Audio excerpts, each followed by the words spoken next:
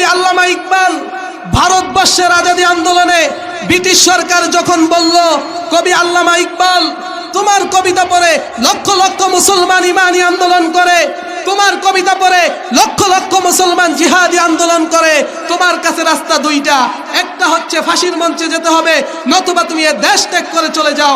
তো আমরা আদালতে রায় দিচ্ছি তুমি এ দেশ ত্যাগ করে চলে যাও, কেননা তুমি মুসলমানের কবি, তোমার কবিতা পড়ে মুসলমানরা ইমানি আন্দোলন করে।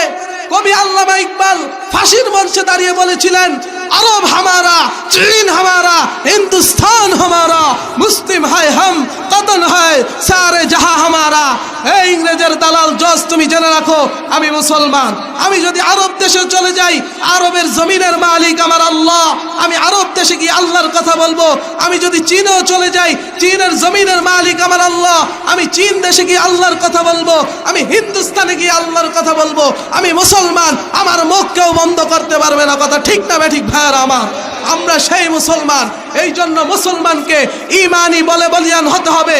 बातिल से दबने वाले आए आसमां नहीं हम सबर कर चुकी हो इम्तिहा हमारा। আমরা সেই মুসলমান। কথা বল ঠিক কিনা?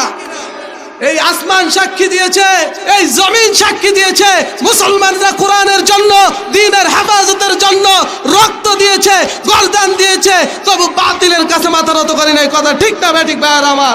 আমরা সেই মুসলমান।